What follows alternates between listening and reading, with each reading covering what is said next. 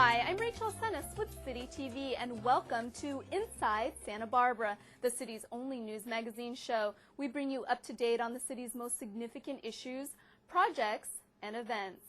Well, if you've recently hit the links at the Santa Barbara Municipal Golf Club, you may have noticed something different. In our top story, we'll tell you about how the combination of two projects at the golf course is proving to be a whole in one. The Santa Barbara Municipal Golf Club is one of the most beautiful public golf courses in the area. They say location is everything, and here that proves to be true. The Santa Barbara Golf Club sits at the very top of the Las Positas Creek watershed. This may not mean anything to you, but in reality, everyone is more connected to the creeks and ocean than you may think. So if you mow your lawn, if you drive your car, you're not really thinking about what happens down at the beach. But in reality, what happens is water will fall here, say at the golf course at Santa Barbara Golf Club, flow off the golf course into a pipe, into the creek, and then eventually end up down at the beach. It is a mixture of water, pollution, and debris that drains from city streets and private properties into local creeks and eventually into the ocean. And all of those byproducts are called urban runoff. Examples of urban runoff are bacteria, oil, metals, excess nutrients, and trash. The golf club receives urban runoff and stormwater from Adams Elementary School, a portion of the San Marcan neighborhood, and Las Positas Road at its eastern boundary. People in Southern California live really fast-paced lives, and if they have children and jobs and whatever, there's not a lot of time to think and reflect about, what am I affecting? How am I doing this? And one thing we do, it's simple, we mostly wash our cars ourselves. Well, we don't do it on the street, we do it on our lawn. One of the common misconceptions about urban runoff is that it is treated at the sewage treatment plant, but the storm drain system is separate from the sanitary sewer system in Santa Barbara. For example, water from your toilet goes to the sewage treatment plant. On the other hand, water from your street enters into the storm drain system and flows directly to a local creek, and then into the ocean untreated. The city's Creeks Division has extensively monitored water quality of Las Positas and Arroyo Burro creeks and has found that concentrations of fecal bacteria exceeded the state standards. So the goal of the Upper Las Positas Creek Restoration and Storm Water Management Project is to treat that water before it leaves the property to improve water quality. And the way that we do that is by slowing down the water, slowing down the runoff, allowing plants to naturally treat that water, either by uptaking nutrients such as nitrogen, phosphorus, or allowing the sediment that's carried by that runoff water to actually settle out. So just allowing the water to slow down enough for that sediment to drop out of the water column. And attached to that sediment a lot of times are molecules of bacteria, sometimes harmful bacteria. So by stopping that sediment from moving downstream, we can actually keep the harmful bacteria on the site and allow it to be actively treated by plants. In addition to water quality improvement, another goal of the project is to reduce peak storm flow. A large portion of this project involves moving soil to build berms for retaining and treating stormwater. A bioswale is simply a living swale, and a swale means basically any type of drainage structure. So if you think of a creek, that's a drainage structure in engineering terms. When you add the prefix bio, it means it's living. And so a bioswale is just a living drainage channel. It's planted with either grasses, they can be native or non-native, shrubs that do well under wetter conditions. And as part of the project, a new bioswale has replaced a concrete drainage here at the Adams Elementary School campus, which is right next to the golf course. A group of students here are learning all about how a new bioswale will slow water down and help improve water quality and habitat. They're even helping plant native plants here. So we want to make the hole about as deep as the pot. I plant a plant because I want to save our world and I want our world to be clean. Helping the environment and helping our school look better. We're planting some plants to make our school a better place and the environment better. It's pretty fun planting, trying to help the earth get more plants, more energy. Then slowly, just slowly slide it out. And as they plant, students learn that bacteria that live on plant roots can actually break down oil and grease from roadways. In the end, over 9,000 native plants will be installed in newly shaped basins. Along with improving water quality, the city is also taking this opportunity to improve safety at the golf course. We're on a small piece of property here at Santa Barbara Golf Club, and golf balls were leaving the property along McCaw Avenue, Las Positas Avenue, and Cala Real. So what we did is we erected a series of fencing and netting, protective netting over the past 10 years to keep errant golf shots from leaving the property. What we've also done is added a series of bunkers to direct the golfer away from those roads, limiting the amount of balls that will leave the property. The second goal of the project is to complete a continuous cart path system, something we currently don't have. What happens in the winter after significant rain events, there are areas that we don't have cart paths, are wet, muddy, and they're dangerous to golfers. We have a lot of severe undulations on the golf course and peaks and valleys. And after a significant rain event, we were unable to allow golf carts out on the property just for safety's sake. When the cart paths are complete, we'll be able to allow golf carts on the property after rain events all year long. All 18 holes will be open throughout construction. However, temporary tees and greens may be set up to accommodate construction as needed.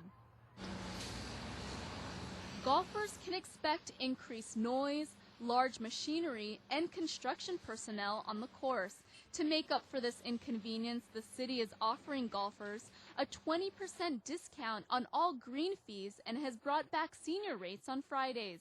Both offers are for a limited time and will expire when construction is completed.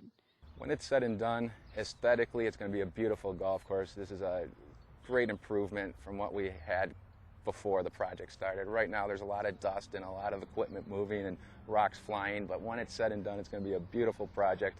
We're happy with the 2 new greens. We've seeded them to drought-resistant and disease-resistant bent grass, meaning less water inputs, less chemical inputs. Overall, the golfers will have a much more enjoyable experience in Santa Barbara Golf Club. As for the water quality improvement project, without it, there would be a number of negative impacts. For one, wildlife habitat downstream would not be improved. Water quality would continue to deteriorate. We have erosive banks on the golf course. We have a high density of residential and a high use road, Las Positas Road. All of those chemicals that are used within household landscaping, all of those cars that are on Las Positas Road, all of that water coming off and taking all those pollutants wouldn't be treated. It would go straight into Las Positas Creek, into Arroyo Burro Creek, and out at Arroyo Burro Beach. Residents that live nearby are excited to see the project come to life. I'm impressed with how intelligently it's being designed, and it's an experiment like any project like this is, but it sounds like it's going to be well monitored, and it should really improve the quality for the whole area. If I'm in the ocean, I'd be much happier if a lot of the junk gets filtered out along the way. What we did is during rainstorms, come out, take a sample. The Upper Las Positas Storm Water Quality Improvement Project is a large-scale plan, but it sets an example of what Santa Barbans can do at home on a smaller scale. And you can do it on any scale that you want. You can build a little home garden that takes the water from your downspout and roof and put it into a corner of your yard. Or if you own 1 million square feet of commercial space, you can create a parking lot that drains into a bioswale and plant it. So it's scalable. You can do it as simple as you want or as complex as you want. I think there's a lot people can do. I think that there's been a lot of awareness raised about the fact that, what we do, the water goes into the storm drains and directly to the ocean. The creeks portion of the project costs about $1.7 million, but the city did receive a stimulus grant in the amount of $1.6 million, and the remainder of the project will be paid for by hotel visitors through Measure B, which is a hotel bed tax that is used to improve water quality at our local beaches and creeks. The golf course project costs about $497,000, and that is paid for by golf revenues. For the latest updates on this project, visit the city's website, that is santabarbaraca.gov.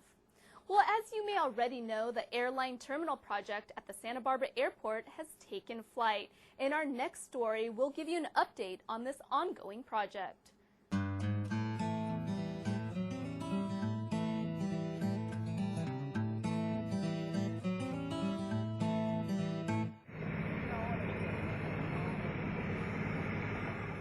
The airline terminal project has been cleared for takeoff. The first phase of construction is now underway adjacent to the existing historic airline terminal.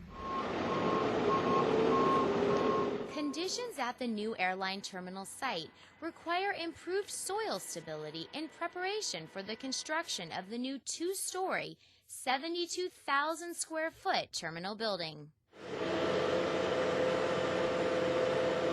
The soil stabilization is being done by using a technique called deep soil mixing. Deep soil mixing is the mechanical blending of site soils with cement to increase soil strength. Lash Construction is the contractor completing the soil improvements to stabilize the terminal building site and the aircraft loading bridge area. Crews drilled 4-foot wide and 37-foot deep holes at a rate of 3 holes per hour for 20 hours a day. Cement was pumped into the holes and then blended with the existing soil.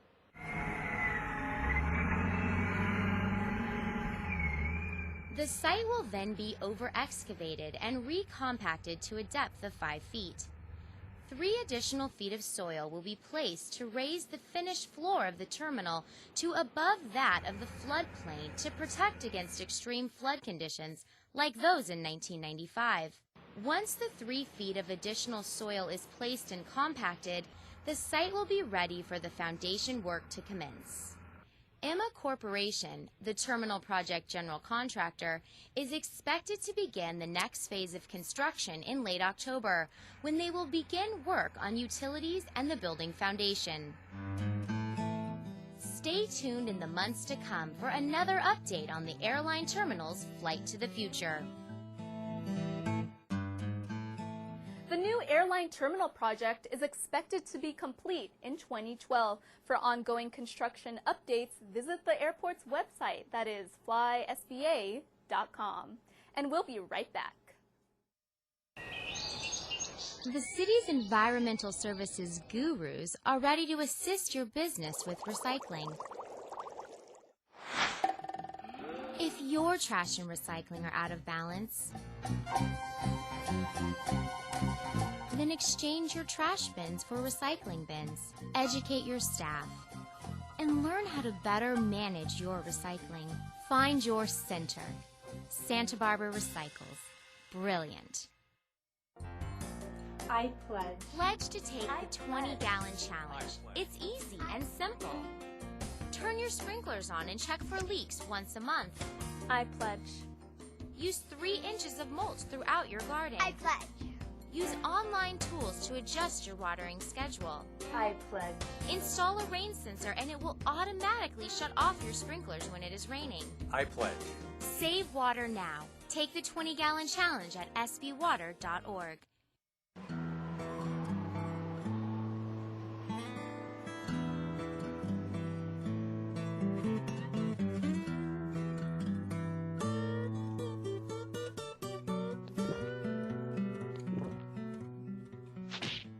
Shouldn't that go into recycling?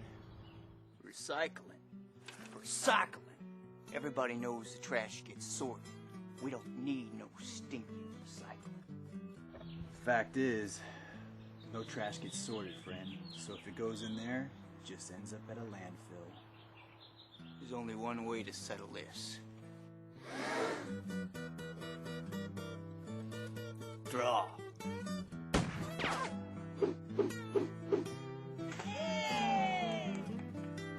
Barbara recycles.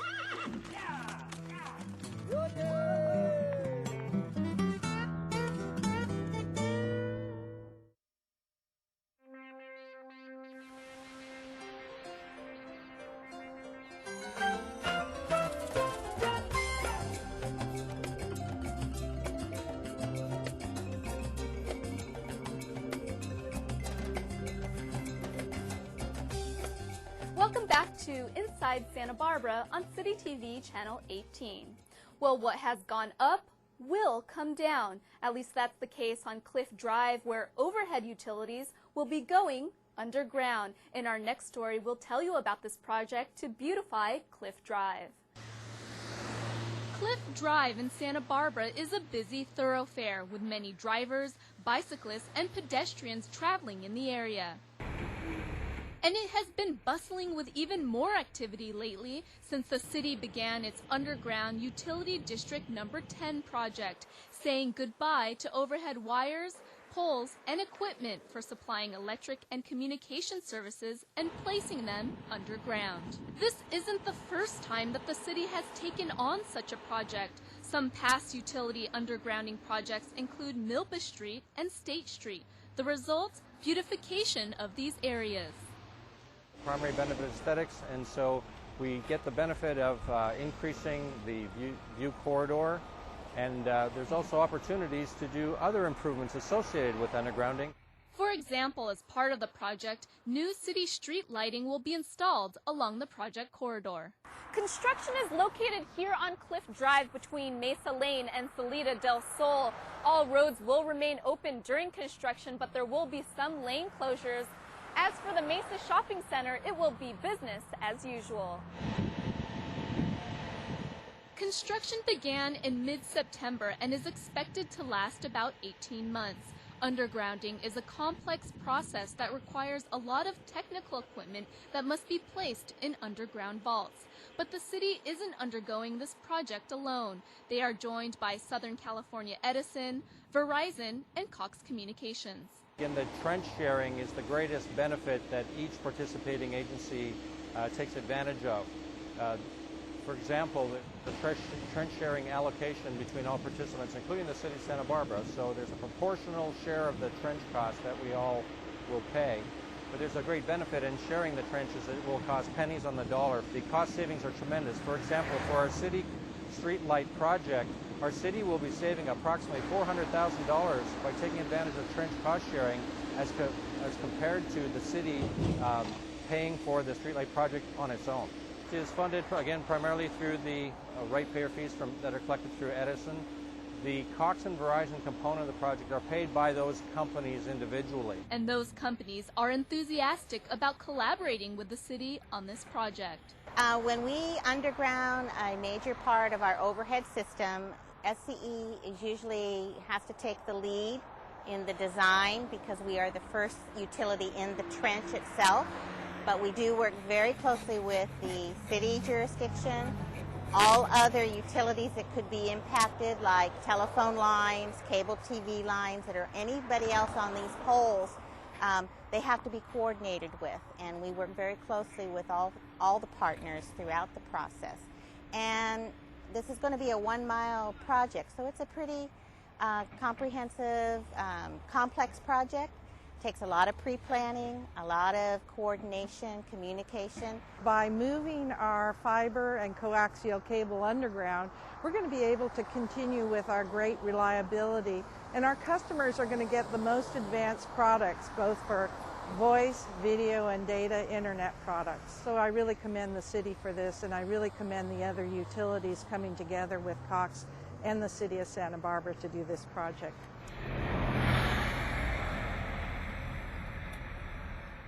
The city appreciates the community's patience and understanding during construction. For more information on the project, visit santabarbaraca.gov/engineering. Well, according to the National Endowment for the Arts, many Americans are now spending less time reading for pleasure. But Santa Barbara is turning the page. Up next, City TV's Nina Sang opens up the chapter on the big read. For many Americans, the television internet, and iPods take a priority as primary forms of entertainment, and reading has simply become a novel idea. In fact, there has been a steady decline of reading by all age groups since 1982. But 10 years ago, a librarian from Seattle's love for reading sparked a genius idea that spread around the country. Look how big his bone is. Her name is Nancy Pearl. She got the idea that wouldn't it be cool if everybody in town read the same book at the same time and then they could talk to each other about it. So she started the One Book program up in Seattle, and then over time other communities around the country have picked up on it. Adopting the same vision, the Santa Barbara Public Library started Santa Barbara Reads 8 years ago. But those who participated in the program early on were mostly adults, while the generation that appears to be reading less is our young adults. In 2004, the National Endowment for Arts conducted a survey that reported that young adults ages 18 to 24 read 55% less than the entire adult population. And this year, in order to engage younger people, we wanted to come up with a book that would be appealing to people of all ages. And this is what prompted Santa Barbara Reads to choose Fahrenheit 451. And there are all kinds of things in there that I discovered rereading it this year that I hadn't remembered from reading it in high school. High school teacher Maggie Light explains her thoughts of Fahrenheit 451 after reading it for the first time through the Big Read program. People talk about it as if it's a book about banning books, but really it's a book about banning thinking and stifling thinking, and what happens when you stifle thought in not just books, but in all aspects of life, in the media, the multimedia, as well as the books, the things that we sort of typify as the symbols of thoughts. What the book did for me is it really reminded me of today, how we censor things and how we don't get the whole media, we don't get the whole news, and we just get what people create for us. But trying to get more students and young adults involved in the community reading is not the only unique thing about the Big Read. This year's program is different because, first of all, we got this funding from the National Endowment for the Arts, and that allowed us to buy a lot of books that we have distributed to classrooms and organizations and a lot of students throughout the area. Some teachers have even made Fahrenheit 451 a part of their regular curriculum. On a personal level, I had read a book that they had chosen, I think, a few years back called The Life of Pi. And I had participated in some talks around town, one at the public library, and had gotten so much out of that that when this opportunity came along, it was very easy for me to embrace it because I'd already had a really positive experience with it. Getting the whole community involved, Santa Barbara Reads is doing more than just providing books. It is also holding numerous other events that relate to the book. At the Student Art Show, for example, students display their interpretation of what they read in Fahrenheit 451. And that's what this piece represents to me. It just represents how we ban things that we don't understand or that we want to change but are still important for us as a society and a culture. Students are not required to participate in the community events or reading, but their involvement in the Big Read shows that people are interested in reading and that there are creative ways to reverse the trend of the reading decline in young adults. And that's the joy of having a community read. It doesn't have a lot to do with age or peers that you need to be understood by, but that we can understand each other through common experiences that bring us together, and books is one of those. For a complete list of events, go to the library's website. That is sbplibrary.org. Well, that does it for this month's episode of Inside Santa Barbara. If you have any questions or comments about the show, give us a call at City TV. That number is 564-5311. You can also watch the show online at citytv18.com. I'm your host, Rachel Senes, and remember to get involved inside Santa Barbara. But stay tuned to Channel 18 because coming up next is a special City TV program. Winter is fast approaching and many residents are preparing for the possibility of mudslides and flooding. And with the recent wildfires that devastated Santa Barbara, there is heightened awareness to be prepared. Up next, Channel 18's Dominique Blocker goes in depth in City TV's special half-hour program, Before the Storm.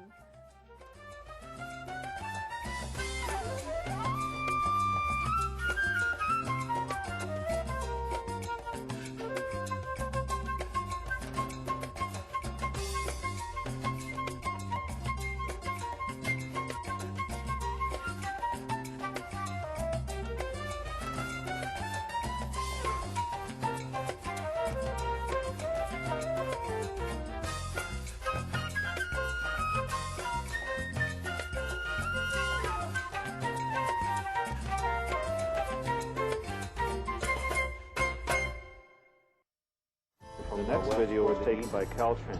It shows water on the traffic highway 101. We live in a world of unpredictable weather.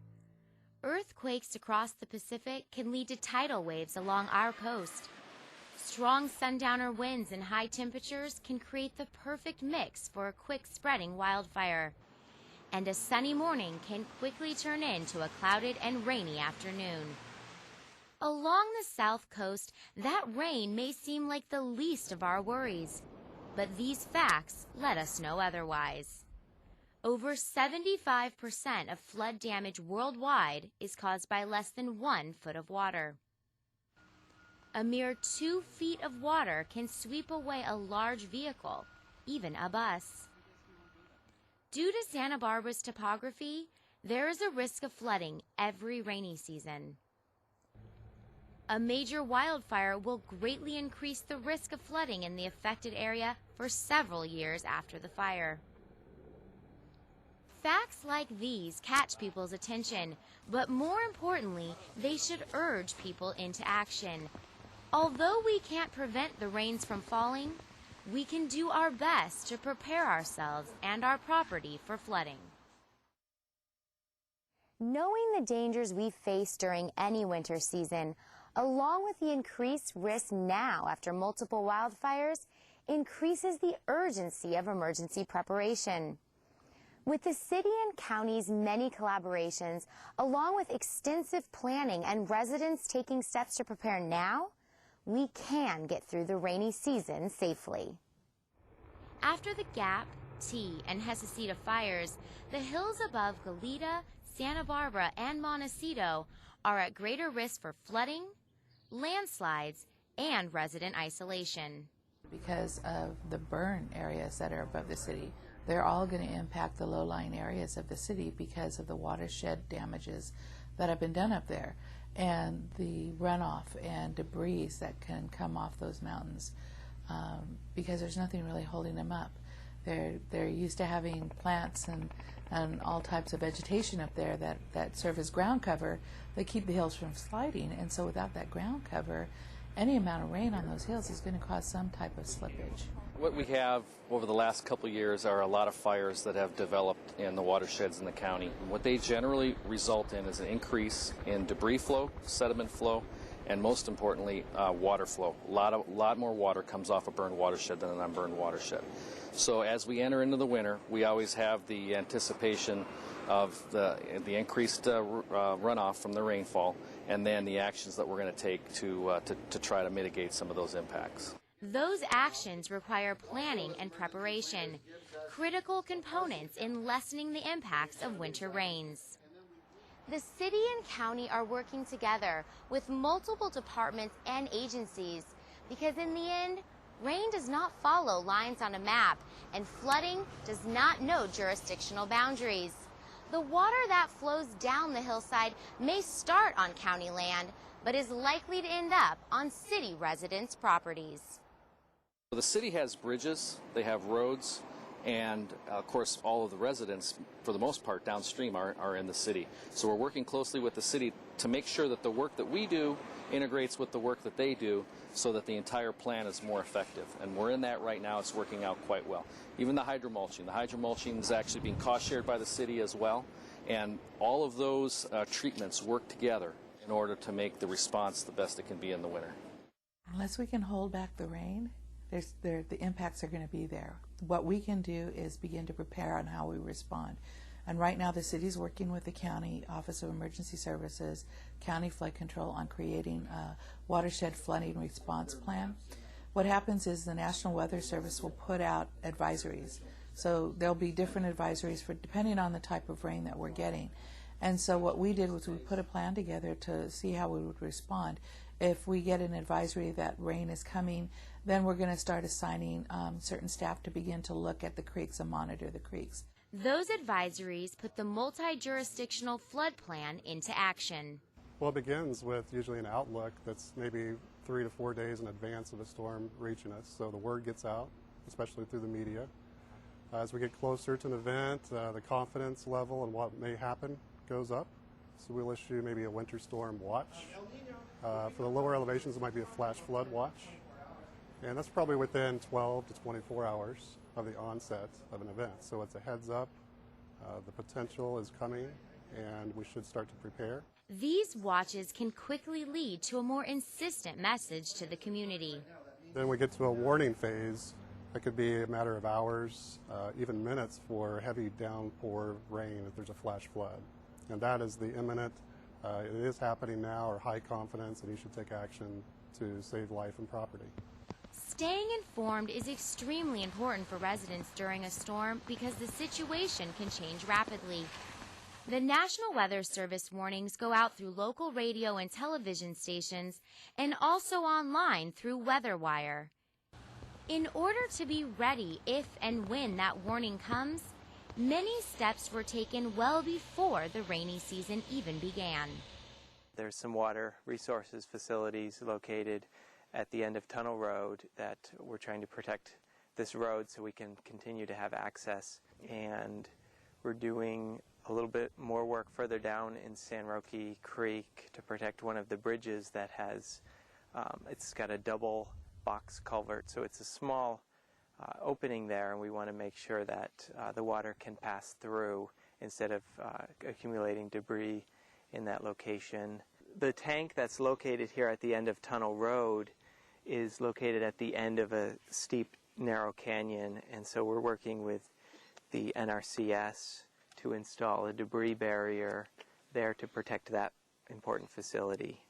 In Mission Creek, we're also planning to do some repair work on the Alomar Street Bridge, which has a scour issue that in a normal rain year, it wouldn't be elevated to the concern that we have now, but we want to be proactive here and ensure that if there is heavy rains and we have a lot of flow coming down there, that the structure will be protected. Other areas within the city have also been working to lessen any impacts from the rain. The Parks and Recreation Department has been working at Stevens Park to make it ready. They removed a low-clearance pedestrian bridge to prevent debris blockage during water flow. A flexible debris barrier was also placed across San Roque Creek near Foothill Road to capture extra material as a backup to the county's debris basin further upstream. Another important city facility also has high risk during rainstorms, the Santa Barbara Airport. And like other city departments, they are doing what they can to prepare now. Each winter we go through a flood prep, and it's been a little bit amplified, especially last winter because of the Gap Fire, and then again this winter because we know we're not out of the woods yet. Although the hydromulch was successfully placed last summer, we still have concerns. Each year, the Santa Barbara County Flood Control District, they come out and they dredge the creeks here on the airport. Specifically, the biggest job they do is the one right behind me here. They spend quite a bit of time doing that since all the watersheds just across Hollister up here all end up in this creek. So they do a very good job for us. We go through internally in our maintenance staff. We make sure all of the drainage canals and drainage ditches are cleared out so we can get free flow of water through there. We inspect the storm drain inlets on the airfield to make sure they're clear and cleaned out, and we do our best to make sure sandbags are ready for tenants. And then again, internally, we'll have people on call when we expect the bad weather. In case there is something, we have people available to come back in. And then we'll make sure we just all have our rain kits and storm kits available in the trunks of our car so we can get out our rubber boots and raincoats and get to work.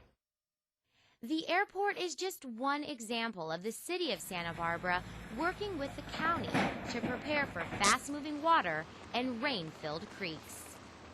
We have the two phases that we prepare for in the winter, the pre-planning and the work that we do in advance of the winter. Those items include clearing of debris basins, stream clearing of stream corridors to open up for maximum flow of water, construction of debris racks to catch debris that might clog bridges and culverts downstream, and then just our general planning for the winter in terms of getting materials, contractors, and all the coordination with other agencies set up ahead of time so that when we enter the winter, we have all of our work done, we have all of our coordination in place, and then as the storms come, then we're able to better respond. Emergency response is also critical to public safety during any natural disaster. A fast response during heavy rains and flooding can often mean the difference between life and death. Firefighters from the Santa Barbara County Fire Department recently held a helicopter training to introduce all the firefighting agencies on the South Coast to working together with this important rescue resource. The training included Carpinteria Summerland, Montecito, and Santa Barbara City Fire Departments. Trainings like this are extremely important so that the crews from different agencies are able to work together efficiently. One of the most important steps in emergency preparation and plan execution is information delivery and public evacuation. When we have floods or fires, the police department's responsibility is to actually do the evacuation. It's to make the notification and to remove the people from the danger or the disaster area. As an example, the fire department's responsibility in a flood is rescue. The police department's responsibility is to go in there to get the people out. In order to make that process as seamless as possible, the police department and other public safety personnel work together to test and prepare on a regular basis. Our preparation for potential floods for this year really began last year, literally within days of the T fire ending. We as a city came together under the direction of the city administrator's office. We brought together the fire department and the police department to look at the evacuation areas. We brought in Public Works, the experts that we have the best we can with hydrologists to look at the soil so that we can ask those type of questions about the absorbency of the ground and what's the potential area. We're also looking at where we put up our roadblocks. If we have to evacuate an area, the way that the city is situated and the way that the watersheds run, what we want to do is not begin to evacuate an area into another watershed area. So we have to look at that ahead of time of how that's going to move. And so every 2 weeks we've been meeting with Public Works, and I'll be working with the Red Cross to decide where are we going to put shelters, if we need to put shelters. And, you know, Public Works is also working with Caltrans and CHP because everybody needs to have a copy of this plan once it's done. We're going to have a copy of the county's plan. One critical element in the evacuation process highlights the importance of the city and the county of Santa Barbara working together. The county sheriff's department's reverse 911 system is a key component of keeping residents notified in the case of an emergency. That's why we bring in these planning efforts multiple jurisdictions. So it's a team cooperative effort where we're all working together to build these evacuation zones and plans so that we address everybody's needs and we're working together on them. Similarly to wildfires, during a flood event, the goal is to only evacuate people when necessary. During a flood event, if certain watersheds are affected and certain watersheds aren't affected, we're able to operate just in those areas that there's a threat to the public. And we're not going to be affecting those people that aren't directly impacted. But ultimately, the safety of both the residents and the emergency workers is the #1 priority. We're very aware of the difficulties, the stress, everything related to an evacuation. Many of our first responders, their families, those in emergency management, yourself, have had to be evacuated here in these recent fires. And this planning effort that we are doing, getting ready for the floods, is specifically to, I like to use the word surgically, to really target and pinpoint the areas affected to try to minimize the potential of evacuating people unnecessarily, while at the same time being able to identify the risk and get to evacuate people before the real hazard hits, and it's safer for them to evacuate and safer for first responders to assist them with the evacuation. A vital step in the evacuation process is the use of the reverse 911 system. A secure database allows the Sheriff's Department to call groups of numbers in an emergency situation, be it a warning or mandatory evacuation notification. During a flood, this system is more important than ever since it enables the emergency responders to send a different message to residents in areas with different flood risks. What Reverse 911 does for us is allows us to pre-plan these areas. Our database includes everything within Santa Barbara County, all residents with home lines in Santa Barbara County, all businesses in Santa Barbara County as well.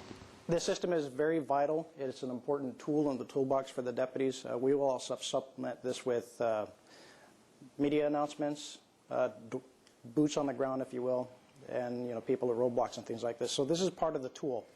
If you have a deputy knocking at your house for an evacuation, then you get the phone call 15 minutes later, that's just part of the process. Some people get it before, some people get it after, but we'll put all the resources we can on the incident to make sure everybody gets notified somehow. But without one important step from residents, the system won't meet its full potential. There is becoming a shift in the wireless numbers that's becoming more popular. When kids get their phone numbers when they're teenagers, they take them to college and they take them out to the real world and they don't bother getting a home phone number anymore. So as the population comes to age, we're going to find that usage of the plain telephone service migrating to wireless. So what we need to do is capture that information. Unfortunately, the phone company doesn't consolidate that information for us because it's hard to tell somebody where their phone is going to be. So it's up to the citizens to register their cell phones with us. That way we know what address to attach their phone number to. It's also a good idea to register one cell phone number per household regardless of having a landline, since cordless phones don't work when the power goes out, and many people have cell phones. Registering numbers is simple and only takes a few minutes. Just visit the sbsheriff.org homepage and click on Contact Us. Most importantly, don't wait. Registering your number is not something you want to wait to do until the emergency strikes, because like all other emergency preparation, by then, it's too late. Because Reverse 911 is so important for the safety of residents, the city and county conducted a test of the system at the Santa Barbara Harbor. Being a particularly vulnerable environment, it's critical that the people who live, work, and recreate in the area can be notified immediately in case of an emergency. Over 1,500 phones were called during the test, which served as just one more way the city and county are trying to prepare before an emergency. It's planning and tests like this that helped the city earn an important distinction. Santa Barbara is now a storm-ready community. Santa Barbara will be the first community in the county of Santa Barbara to be storm ready. In Southern California, there is a limited number in the region. You have to have 24-hour communication, you have to have a plan, you have to have public education outreach. There's a lot of things that you have to do to prepare before they will even designate you as a storm-ready city. There's a whole list that you have to do dependent on your population. And so we ended up having our validation tour where they come, they spend like almost a half a day looking at all of the places, our emergency operations center, the police department. They toured the waterfront area, they looked at the loudspeakers they had there, and when we were all done, we got our designation. This designation highlights the importance the city places on being prepared for any emergency we may face. The storm ready designation just shows how much the city is willing to put into public education and preparing the city and the citizens to be prepared. Yet receiving a storm ready designation doesn't mean the work is done.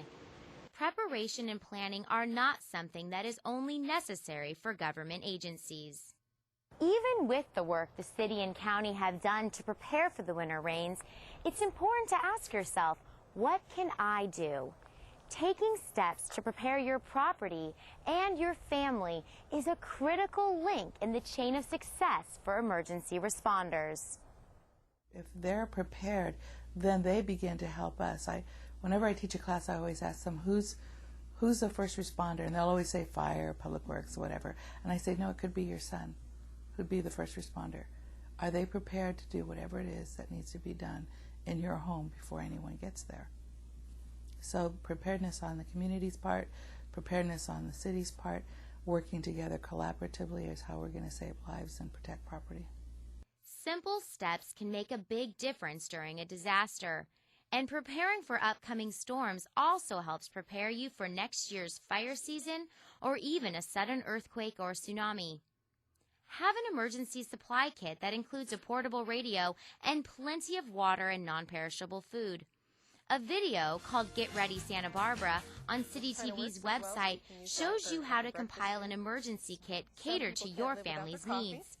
Prepare your property by clearing debris and stocking up on sandbags now. The city will also offer unlimited free sandbags during flood watches issued by the National Weather Service. Bring your gloves and muscle to fill the sandbags at the city annex yard during those times. The county is now offering sandbags 24/7 at 3 different sites. Visit their Public Works website to find out exact locations. If you do live on a steep slope and you know there's debris that could be mobilized in heavy rains, it would be a good idea to try to clear some of that out of there to prevent it from getting into the drainage system. Another important step to take before the rains come is purchasing flood insurance for your home. Standard homeowners insurance policies do not cover flood loss. By contacting your insurance agent, you can find out more information about flood insurance, which is offered through the National Flood Insurance Program. Since there is generally a 30-day waiting period for the policies to become effective, the time to get insurance is now, not when a storm is in the forecast. They need to prepare now. They can't put it off or keep waiting. They need to look at if they need to evacuate, how are they going to evacuate. Always have 2 ways in. Practice it. Practice evacuating. We're creatures of habit. We tend to go in one way and out another at the same time, all the time. But, every once in a while, take a different route. Know your neighborhood. Know who's in your neighborhood. Find out if there's anybody who'll need help, if they need to evacuate and have no help. Just be aware of your surroundings and be prepared. If anything, just be prepared to be able to leave or to shelter in place. There's always a threat of flooding and debris flows in Santa Barbara just due to the steep slopes that we have here and the soils. They have a poor ability to infiltrate water, and it's a very short distance from the foothills to the ocean, so things can happen pretty quickly here. And so it's important for the residents to be alert and to pay attention to the forecast. It can be a beautiful day one day, and the next day a storm can come in off of the ocean, and there could be a debris flow in your backyard, or if you live downtown, you could have inundation. So just to be very aware of the forecast this upcoming winter. Preparation and awareness save lives. We're all busy every day, but taking time to prepare needs to be a top priority. Whether or not a flood or landslide happens this year, there is always a threat. If we spend the time now to prepare, it won't be a waste. We'll be ready for the next emergency, be it a wildfire, earthquake, or flood. In the end, it's always better to be safe than sorry. It's important to recognize that after the fire, we've hit the 3 to 5 year window, we still have a flood threat that impacts the city of Santa Barbara that can't be discounted. We look at 1995 and 1998, there weren't any fires in the watershed during that time. And so it shows the potential is still there even without a fire. Potential is that much greater with a fire. All of this information will be discussed at community meetings this fall. Representatives from multiple agencies will be able to answer questions and give additional resources as well. Visit the city's website, santabarbaraca.gov/OES, for disaster preparedness information and specific tips on flood preparation. A comprehensive brochure from the County of Santa Barbara can be picked up at their Public Works Department or viewed online at countyofsb.org/PWD/water.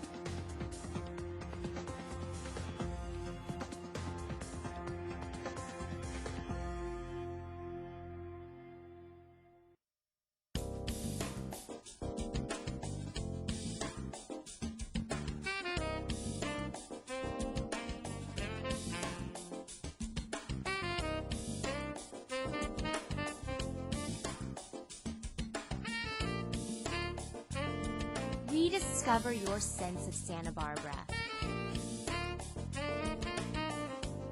Stearns Wharf, you're on to something.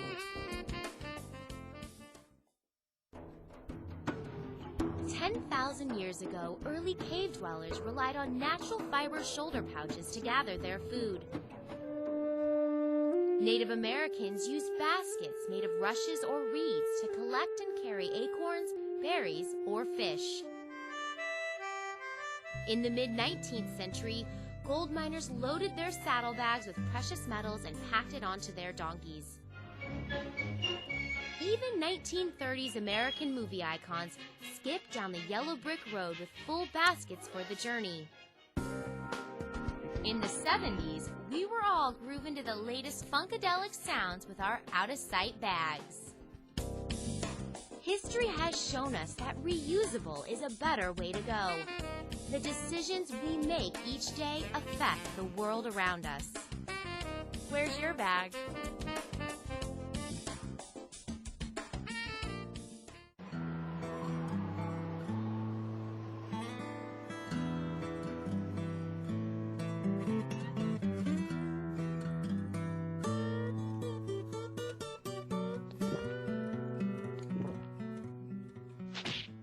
Shouldn't that go into recycling? Recycling. Recycling. Everybody knows the trash gets sorted. We don't need no stinking recycling. Fact is, no trash gets sorted, friend. So if it goes in there, it just ends up at a landfill. There's only one way to settle this. Draw.